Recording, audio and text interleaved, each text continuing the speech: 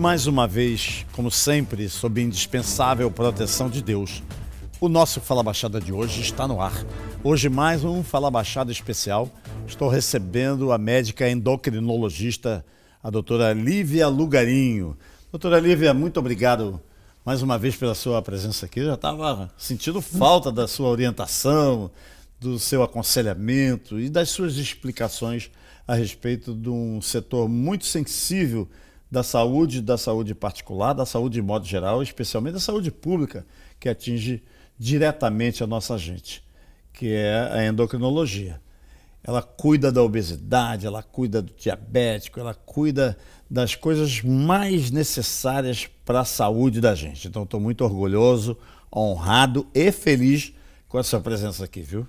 Obrigada, Mauro. Eu que agradeço novamente o convite. Obrigada pela oportunidade de estar aqui falando mais sobre essas doenças tão importantes que você comentou. Obesidade, diabetes, problemas de tireoide, colesterol, todas essas áreas de atuação do endocrinologista. Doutora Lívia, eu estava olhando aqui, está fazendo um ano que a senhora está. Olha como o tempo passa. E desse ano todo, muitos medicamentos e muitas providências por parte das autoridades de saúde, do governo do estado, dos municípios e, sobretudo, do governo federal, que é o que norteia, né, os municípios do Brasil inteiro, os estados.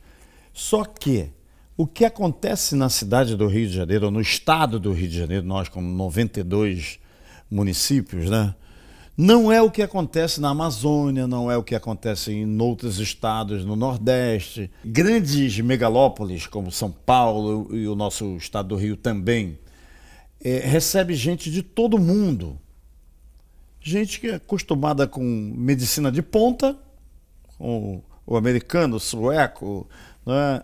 E gente mais simples, mais humildes, que vem de outros recantos, como Minas Gerais, como o Nordeste inteiro, e vem para cá e se adequa para a felicidade nossa, né? Esse nosso pluralismo. E na área da saúde, muita gente, por exemplo, eu tenho amigas, conhecidas, que a mãe ainda trata com a buchinha do Nordeste, ou com chá, ou com isso, quando a gente sabe que a indústria do mundo investe bilhões de dólares para alcançar um medicamento que atue mais de forma eficaz. Sob esse aspecto, nesse ano que nós não tivemos contato assim aqui da entrevista, aconteceu a existência ou aconteceram medicamentos mais modernos? Sim. Tivemos, principalmente na parte de tratamento da obesidade, a gente teve muita mudança. Antigamente, a gente tinha disponível 2, máximo 3 medicações. Hoje, a gente já tem, no Brasil, 5 medicações aprovadas para o tratamento da obesidade. Agora, uma questão muito importante que você pontuou, Mauro. A gente tem essas medicações, mas, infelizmente, a gente ainda não tem nenhuma medicação para o tratamento da obesidade disponível no Sistema Único de Saúde, no SUS. Não tem? Não.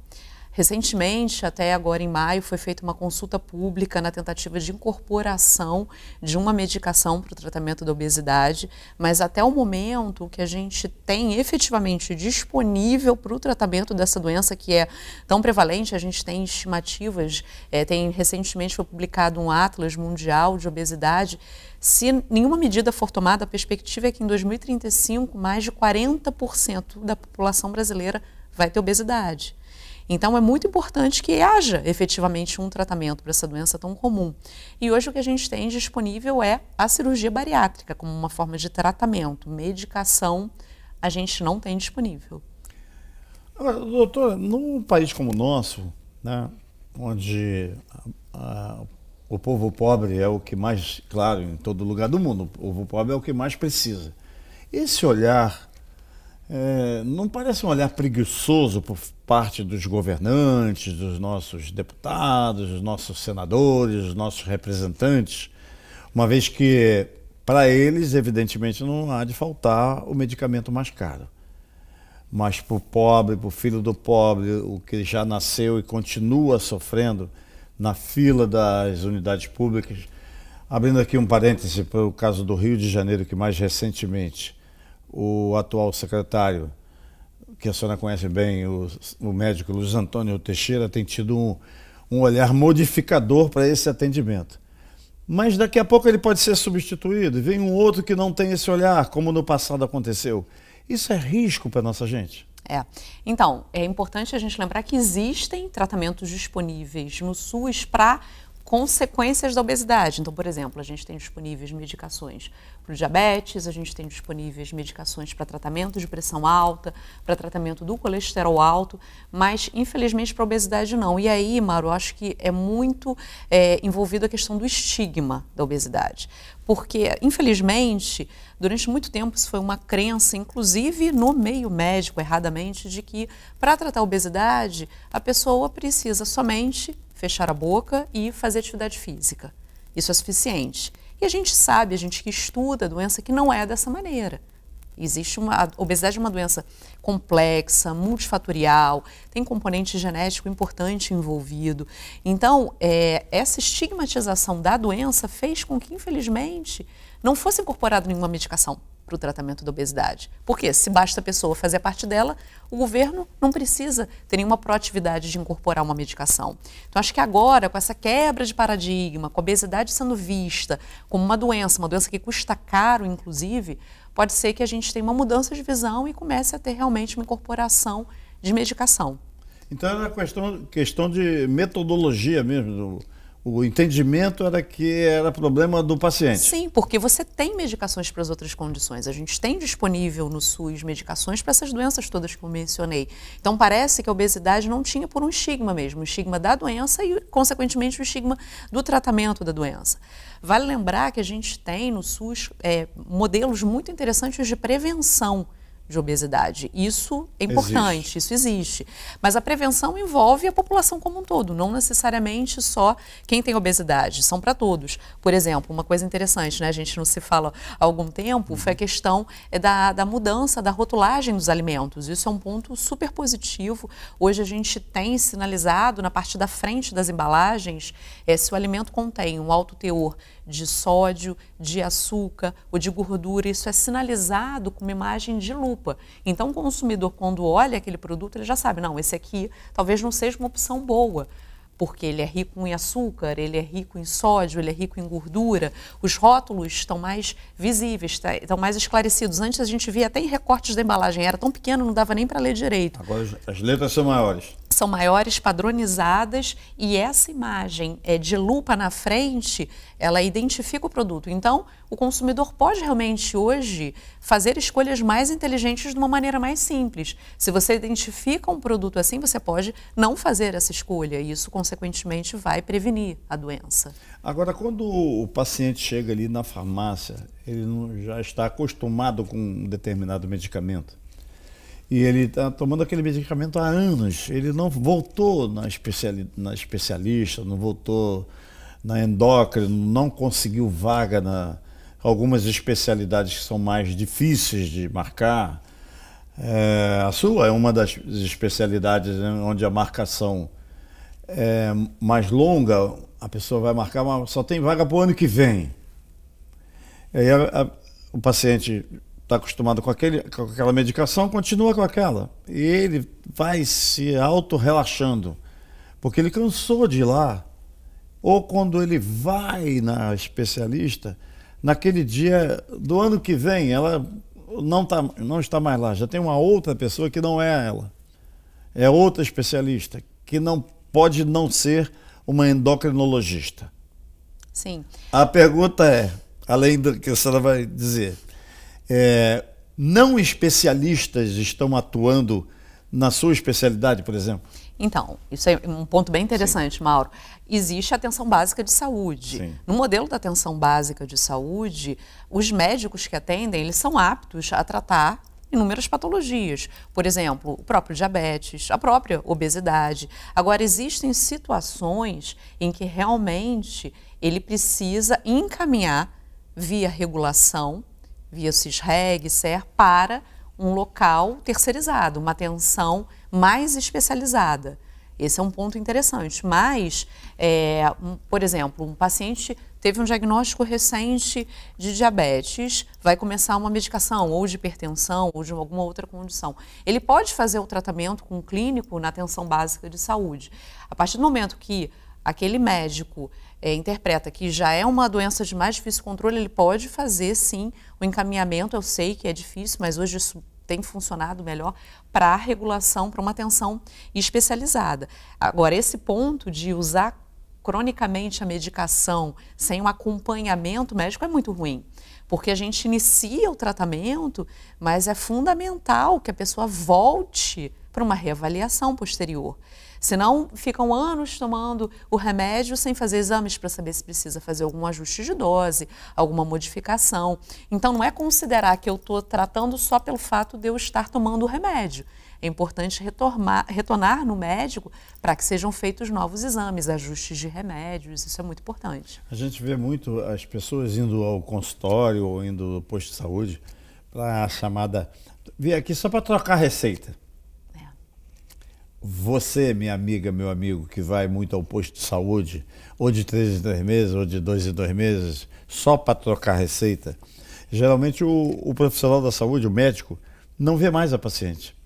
Entra ali uma funcionária, uma técnica, que ajuda muito, claro, mas é troca de receita. Doutor, para trocar receita, o doutor prescreve lá, troca a receita, o mesmo medicamento. Isso é danoso para a saúde? Não é o ideal acontecer isso? Sim, isso não é um tratamento. O tratamento, obviamente, vai envolver o exame físico do paciente e, principalmente, esse ponto, realização de exames.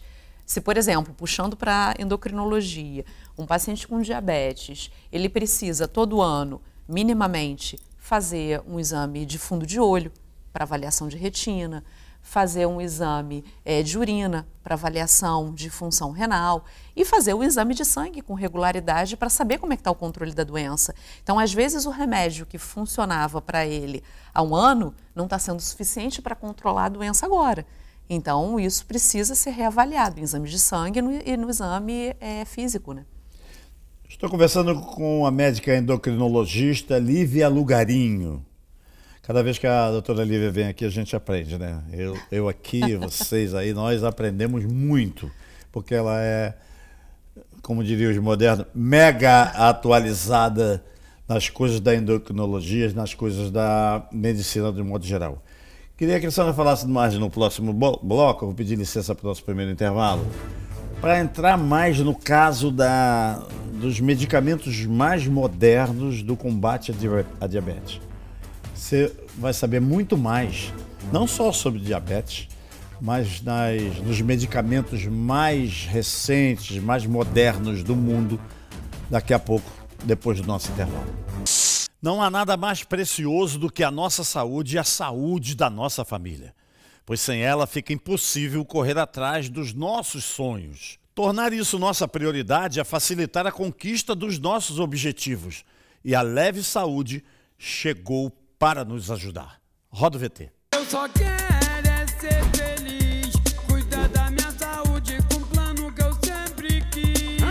E poder me orgulhar, ter consultas, hospitais, exame quando eu precisar. Minha saúde bem cuidada com preço que eu posso ter. Agora ficou fácil com mais tempo pra viver. Leve Saúde, 3952-3333, levesaude.com.br. O investimento em plano de saúde é aquele que possui o melhor retorno. E que retorno é esse? Uma ótima qualidade de vida. A Leve Saúde tem planos para a sua empresa e aceita MEI. Agora só falta você. Ligue 3952-3333, 3952-3333. Leve Saúde, mais tempo para viver. Estamos de volta com o nosso Fala Baixada especial de hoje, conversando com a doutora Lívia Lugarinho, especialista, uma endocrinologista de ponta. Doutora, estamos falando do diabetes, né? Que é uma doença muito antiga. Você não acha que nós estamos atrasados no atendimento aos pacientes que só vão aumentando, famílias inteiras de pessoas diabéticas. Isso está ligado à genética. Como é que a pessoa... Ah, não, eu virei diabético. Ele já tinha o diabético, não sabia isso? A diabetes você não sabia? Então, exatamente, Mauro. Na verdade, diabetes era muito subdiagnosticado, né? Sim. As pessoas tinham a doença e não sabiam que tinham diabetes. Muitos né? morriam. Isso. Ou então, quando o diagnosticavam, já tinham diversas complicações decorrentes do diabetes. Hoje a gente tem mais acesso, né, a exames de rotina, e as pessoas estão fazendo exames mesmo antes de começar a sentir algum sintoma de um diabetes descompensado. Porque a ideia de que estou urinando muito, bebendo muita água, com mais fome, é quando você já tem um diabetes descompensado. A pessoa com diabetes não sente nada. Então, é muito importante que se faça realmente o exame de rotina, principalmente em quem tem história na família de diabetes, para que tenha um diagnóstico. Então, talvez hoje o que a gente tenha é maior diagnóstico.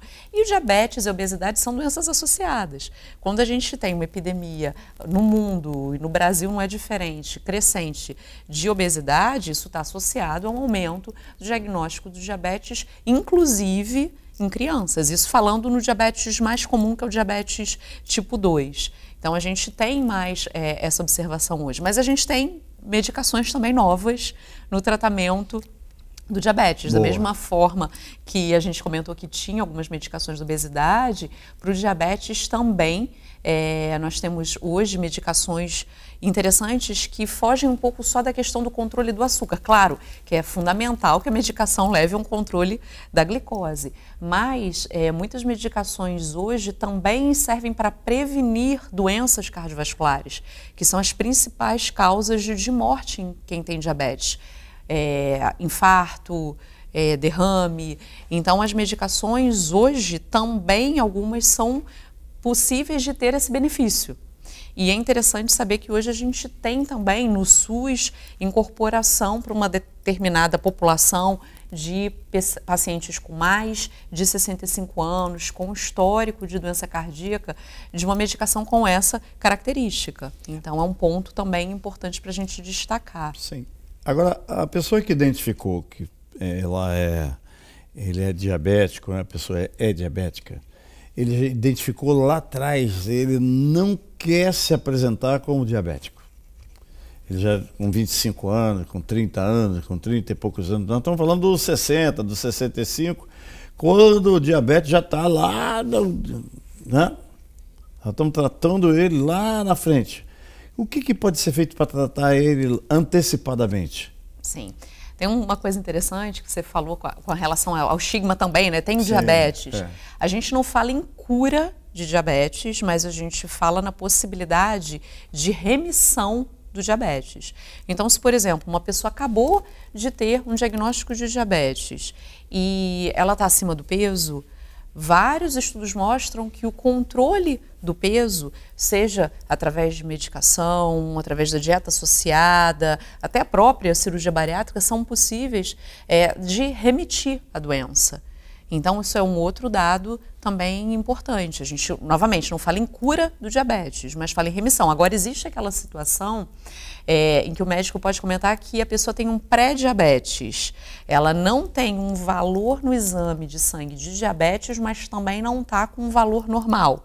É um valor que a gente considera uma glicose alterada, um pré-diabetes. É um indicador. É um indicador de que a pessoa pode evoluir para um diabetes e, nesse momento, ela pode regredir também. Ela pode normalizar o açúcar. Como que isso vai ser obtido? Atividade física funciona como uma medicação para controle do diabetes.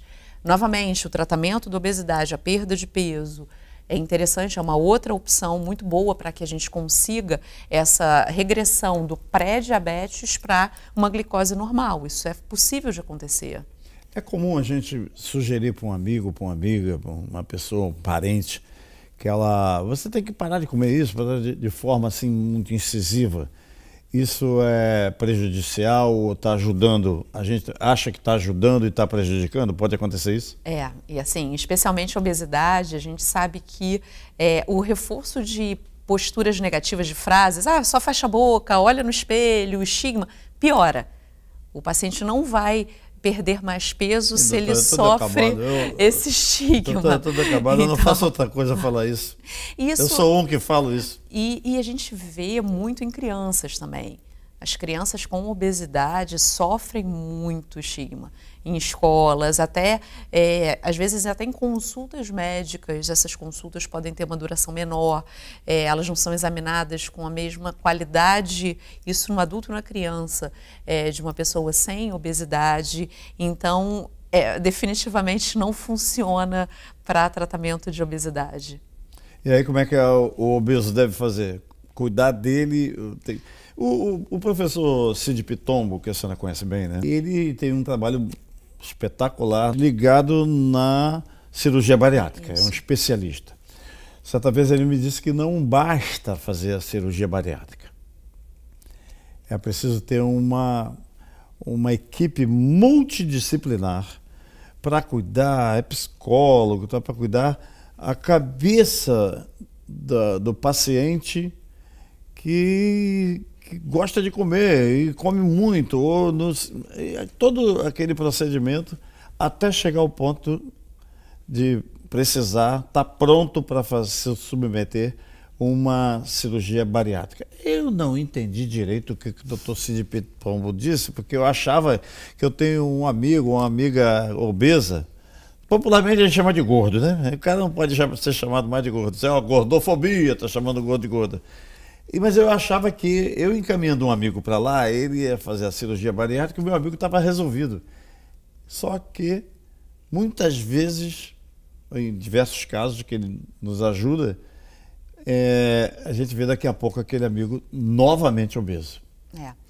Então, primeira coisa, a gente usa hoje mais o termo paciente ou pessoa com obesidade, não obeso, porque a pessoa vem na frente da doença.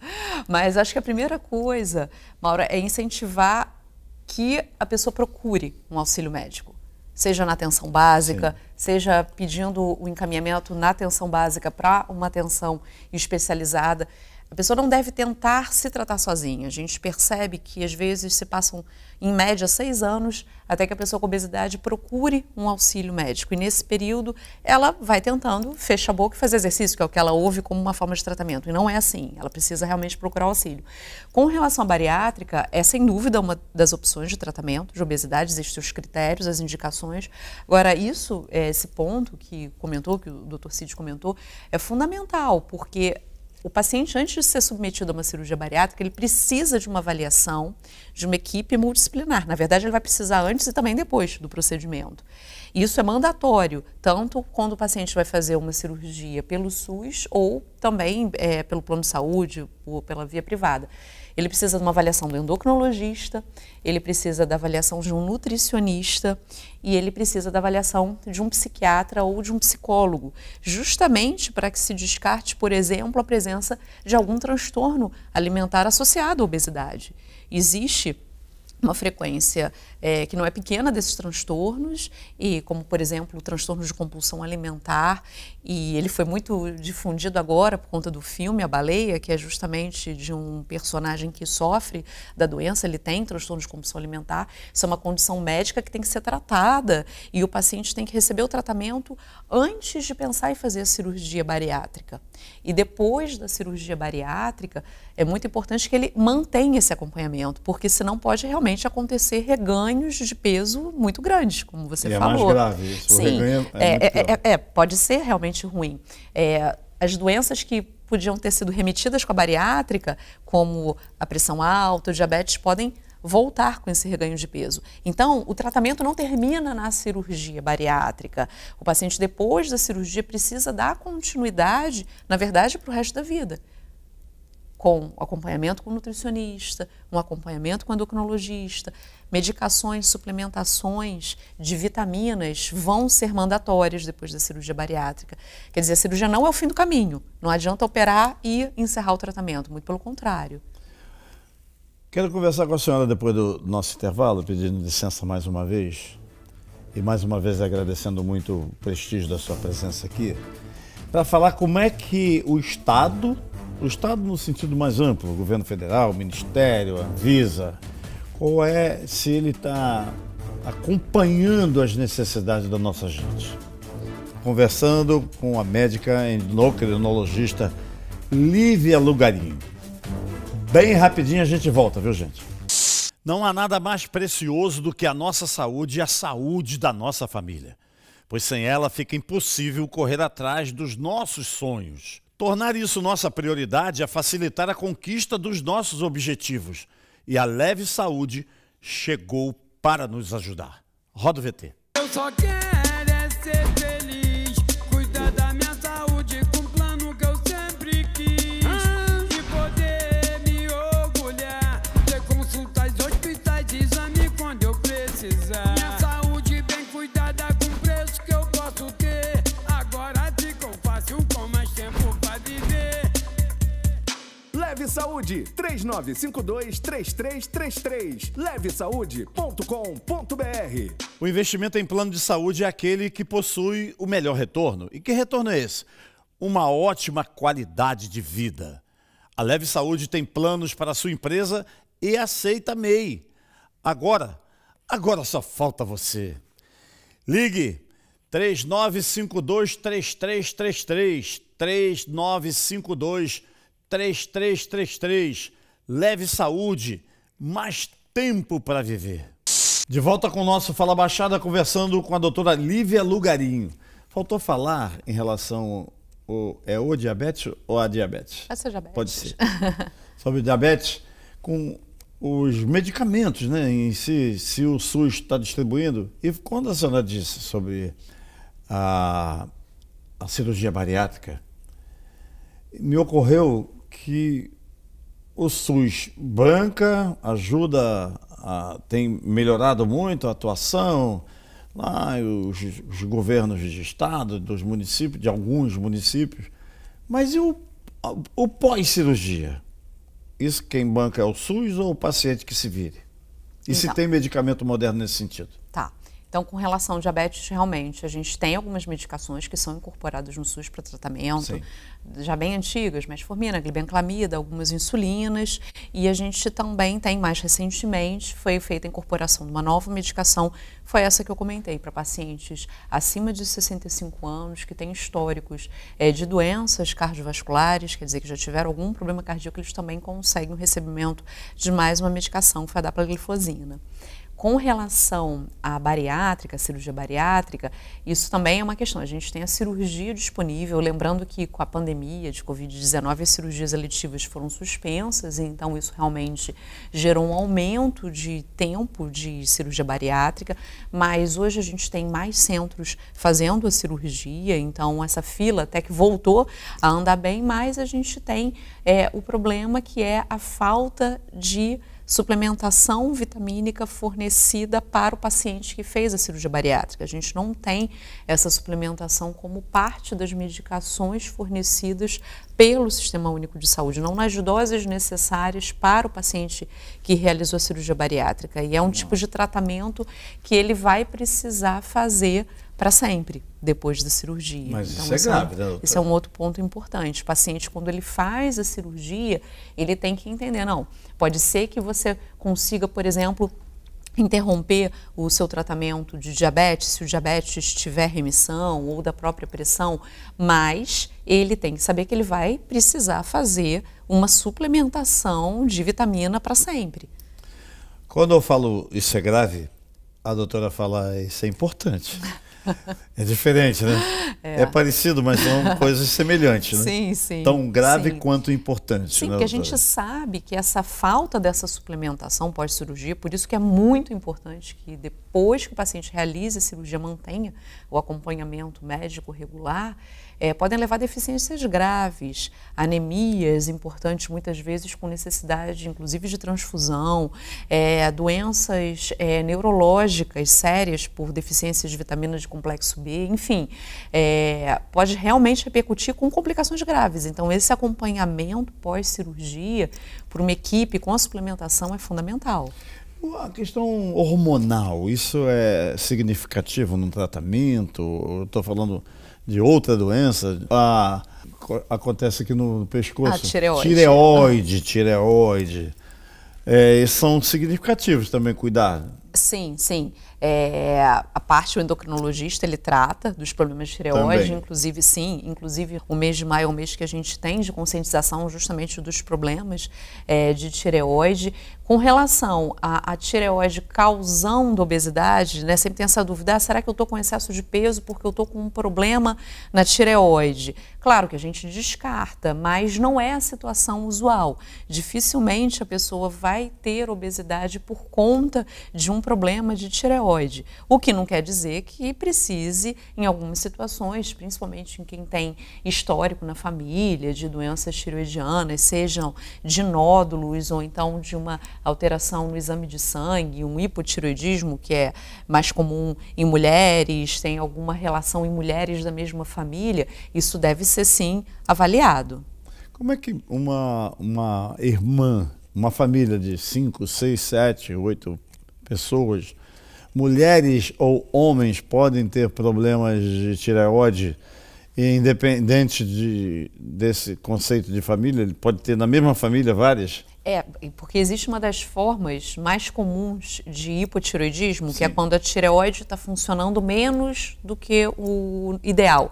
Ela está produzindo menos hormônio. É uma doença, pode ser uma doença autoimune, e as doenças autoimunes são mais comuns em mulheres e podem acometer mulheres da mesma família. Então, por exemplo, se uma mulher tem histórico da mãe com um problema de tireoide, principalmente durante a gravidez e no pós-parto, é importante que seja feita essa avaliação, que é uma avaliação simples, através de um exame de sangue. Eu vou precisar ir a um novo intervalo, já vi que o programa não vai ser suficiente para esclarecer tantas dúvidas, mas a culpa é minha, que não chamei a doutora Lívia para vir aqui há mais tempo, né?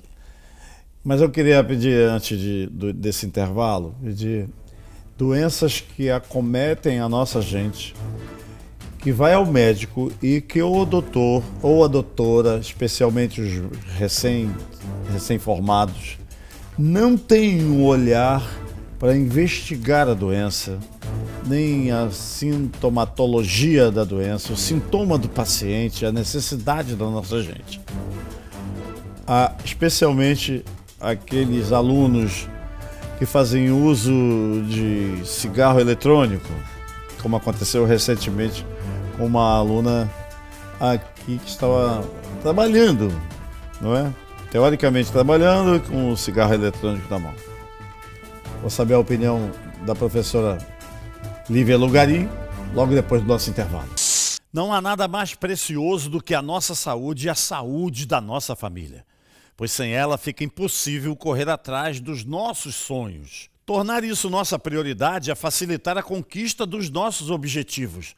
E a Leve Saúde chegou para nos ajudar. Roda o VT. Eu só quero é ser feliz, cuidar da minha saúde com um plano que eu sempre quis. E poder me orgulhar, ter consultas, hospitais, exame quando eu precisar. Minha saúde bem cuidada com preço que eu posso ter. Agora ficou fácil com mais tempo pra viver. Leve Saúde, 3952-3333, levesaude.com.br. O investimento em plano de saúde é aquele que possui o melhor retorno. E que retorno é esse? Uma ótima qualidade de vida. A Leve Saúde tem planos para a sua empresa e aceita MEI. Agora só falta você. Ligue 3952-3333, 3952-3333.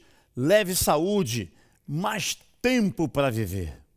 Estamos mais uma vez de volta com o nosso Fala Baixada, agradecendo muitíssimo o prestígio da sua companhia.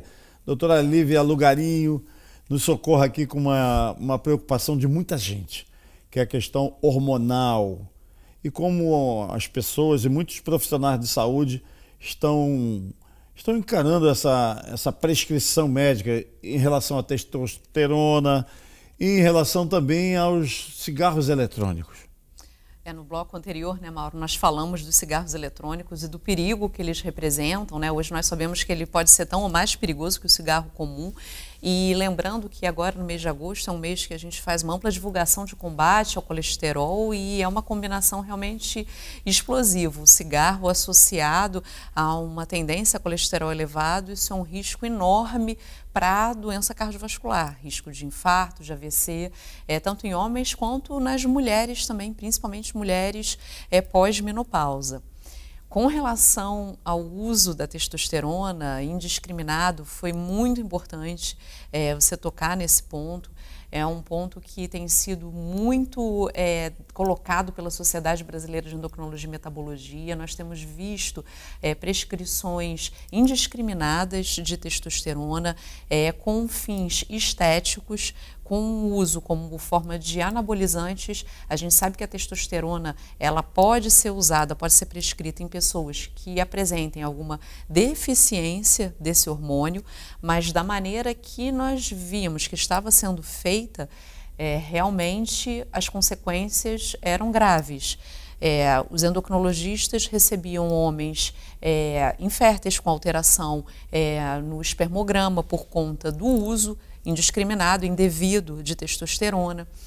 Mulheres fazendo uso de testosterona, às vezes em doses praticamente de homens, levando a consequências, isso usando para fins estéticos, né? Consequências de alteração de voz, de queda de cabelo, de aumento de pilificação facial, quer dizer, várias consequências desse uso.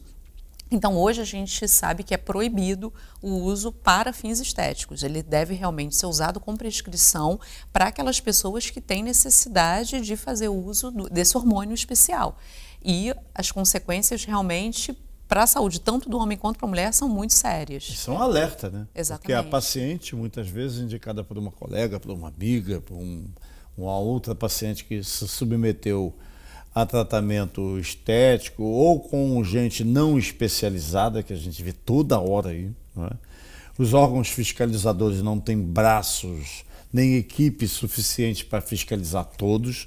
Essa, na minha opinião, na sua opinião, abalizada, essa fiscalização pode, deve, precisa ser feita pelos pacientes também? Sim, essa conscientização de que não existe dose segura. Porque muitas vezes o endocrinologista recebia um paciente que referia, não, mas eu tive essa prescrição do médico porque essa dose é uma dose segura de testosterona. Não existe dose segura. Qualquer dose de testosterona indevidamente utilizada pode levar a consequências. Entre elas, uma infertilidade que pode vir a ser até uma infertilidade permanente. Então, essa conscientização para que não haja um uso recreativo, indevido, com fins estéticos de hormônio, é muito importante que seja debatida. É muito receitado em academias, muitas vezes, sim, né? Sim, para o intuito de ganho de massa muscular, a gente realmente vê isso acontecer. Os endocrinologistas recebem as complicações dessas prescrições indevidas. A recomendação correta é procure um especialista que esteja e tenha seu registro profissional em que órgão? Onde é que o paciente, você que está me acompanhando, por exemplo, na questão da cirurgia plástica, tem ali o especialista que você pode consultar, se aquele doutor, se aquela doutora que está fazendo procedimento estético, aplicando polimetilmetacrilato, ou aplicando um botox, ou colocando um fio, se ali é de fato um profissional. No caso da endocrinologia, como é que o paciente pode fazer? Muito importante, que não só para a endocrinologia, Mauro, na verdade para todas as especialidades médicas. Sim. É fundamental que quando o paciente for procurar um auxílio, ele realmente procure com o especialista. E é muito fácil, ele pode ter essa informação no CREMERGE, ele pode ter essa informação no site da sociedade.